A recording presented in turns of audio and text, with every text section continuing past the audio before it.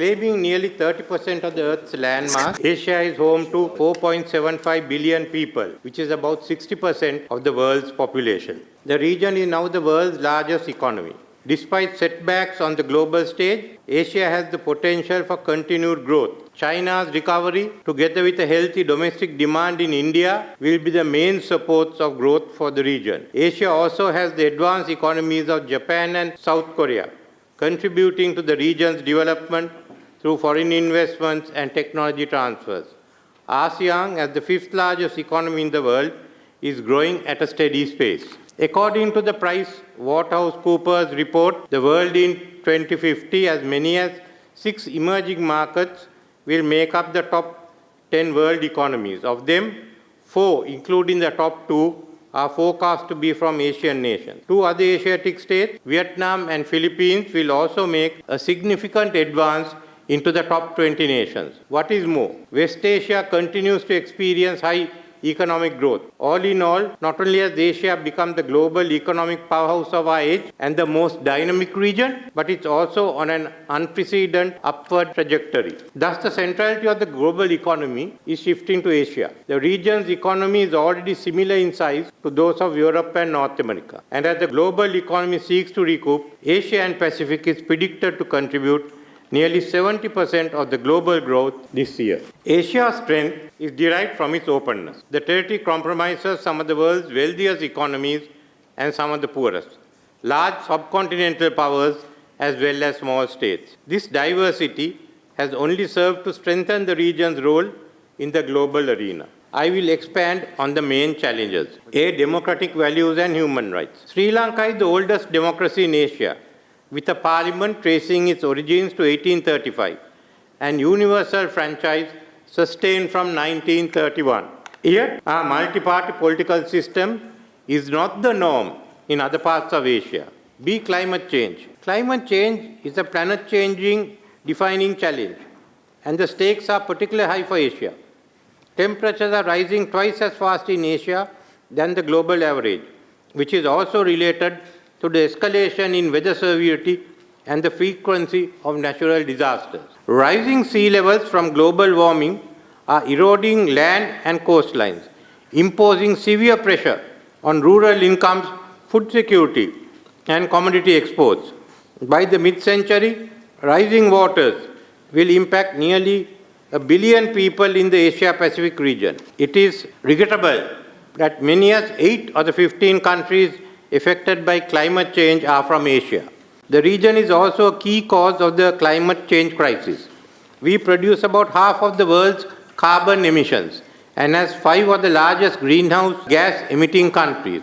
However, it would be appropriate if Asia could agree on a common timeline for achieving carbon neutrality. Considering the magnitude of loss and damage due to impending climate change, exacerbated by inadequate funding, Asia alone will require $1 trillion up to 2050 to finance these challenges. C, trade integration. The entry of the Asian juggernaut in the form of China, the ASEAN, Tigers and India have effectively changed the international economic order of the 20th century.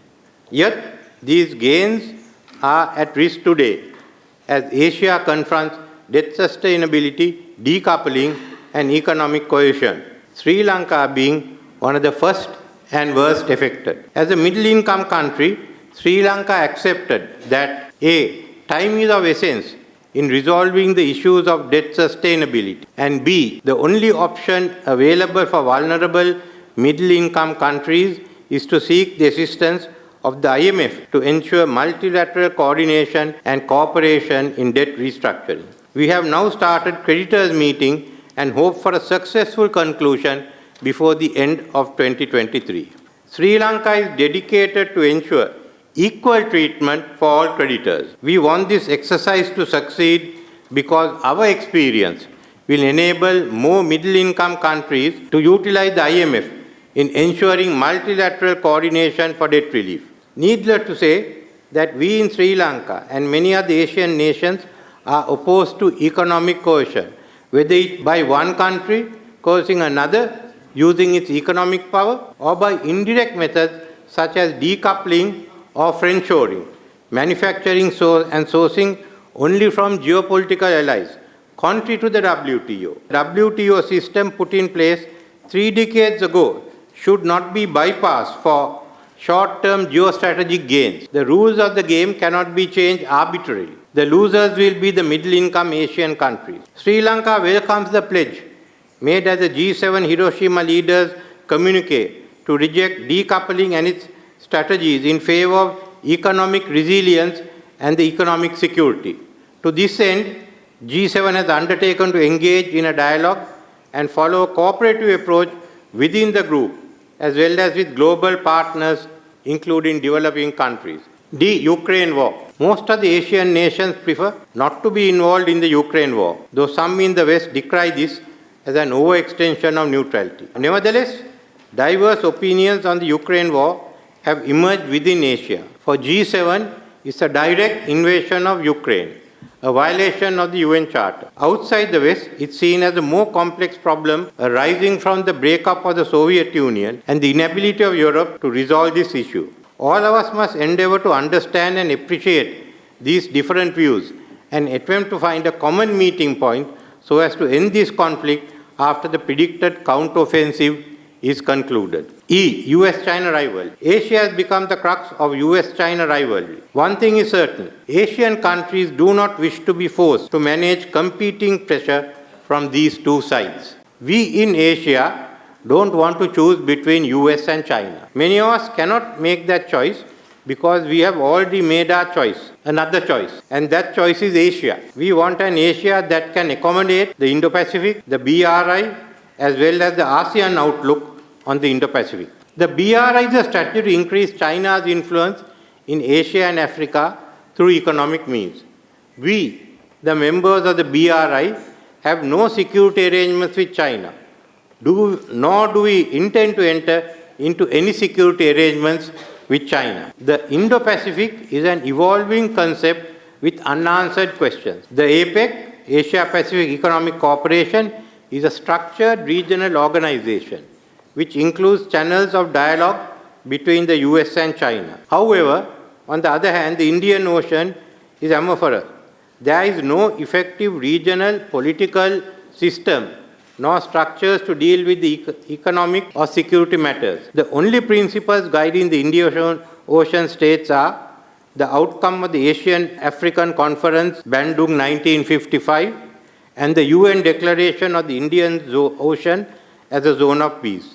These were again restated at the inaugural Indian Ocean Rim Association Leaders Summit in 2017. Therefore, in the absence of any structures in the Indian Ocean, Sri Lanka convened Indian Ocean Defining Our Futures Conference in 2018. Then in 2019, the ASEAN adopted the ASEAN Outlook on Indo-Pacific. The Asia-Pacific and Indian Ocean are distinct but closely integrated and interconnected space. Sri Lanka is committed to multi-layered connectivity in the Indo-Pacific. Furthermore, we also support Prime Minister Kishida's principles for peace and rules for prosperity.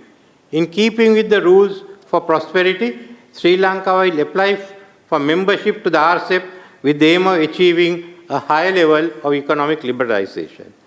Conclusion. In conclusion, Sri Lanka welcomes the G7's announcement that they are prepared to build a stable and constructive relationship with China. This is essential, as espoused by Prime Minister Kishida in New Delhi earlier this year, when presenting Japan's new plan for a free and open Indo-Pacific. I quote, "The approach we should take going forward is rule-making through dialogue that respects the historical and cultural diversity of each country, the equal partnership among nations. We appreciate this cooperative approach of Japan and give it our full support. It's crucial for the emergence of a peaceful and prosperous Asian region. We also support a dialogue between all Asian nations.